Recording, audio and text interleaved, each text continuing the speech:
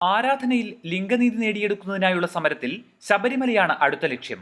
സ്ത്രീവിശുദ്ധിയുടെ അളവുകോൽ ആർത്തവമാണെന്ന വാദം അംഗീകരിക്കാനാകില്ലെന്നും 41 ദിവസം വ്രതമെടുത്തു തന്നെ മല ചവിട്ടുമെന്നും തൃപ്തി ദേശായി വ്യക്തമാക്കി. ശബരിമലയിൽ കയറാൻ ആഗ്രഹിക്കുന്ന സ്ത്രീകളുടെ യോഗം ഈ മാസം അവസാനം കേരളത്തിൽ വിളിച്ചു ചേർക്കും. സമാന നിലപാടുകളുള്ള സംഘടനകൾ സ്ത്രീനീതിക്കായുള്ള മുന്നേറ്റത്തിന് പിന്തുണ നൽകുമെന്നാണ് പ്രതീക്ഷിക്കുന്നതെന്നും തൃപ്തി ദേശായി പറഞ്ഞു. പല കോണുകളിൽ നിന്നും ഉയരുന്ന ഭീഷണികളെ ഭയക്കുന്നില്ലെന്നും കേരള സർക്കാരും മുഖ്യമന്ത്രിയും സുരക്ഷ ഉറപ്പാക്കുമെന്നാണ് പ്രതീക്ഷയെന്നും തൃപ്തി ദേശായി വ്യക്തമാക്കി. സുപ്രീം കോടതിയുടെ ശക്തമായ നിലപാടുകൾ ശബരിമലയിലെ ആരാധനയിൽ ലിംഗനീതി ഉറപ്പാക്കുമെന്നാണ് പ്രതീക്ഷ. എന്നാൽ അനുകൂല വിധിക്കായി കാത്തുനിൽക്കാതെ വനിതകളുടെ അവകാശത്തിനായി പ്രക്ഷോഭം തുടരുമെന്നും തൃപ്തി ദേശായി പറഞ്ഞു.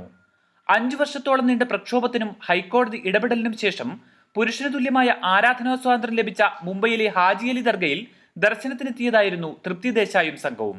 തൃപ്തി ദേശായി നേതൃത്വം നൽകുന്ന ഭൂമാത രണ്ടരാഗിനി ബ്രിഗേഡ് എന്ന വനിതാ സംഘടനയുടെ ഇടപെടലുകളുടെ ഫലമായി മഹാരാഷ്ട്രയിലെ ശനി ശിഗ്നാപൂർ, ത്രയംബകേശ്വർ തുടങ്ങിയ ക്ഷേത്രങ്ങളിൽ നൂറ്റാണ്ടുകളായുള്ള വിലക്കുകൾ മറികടന്ന് സ്ത്രീകൾക്ക് പ്രവേശനം അനുവദിച്ചിരുന്നു.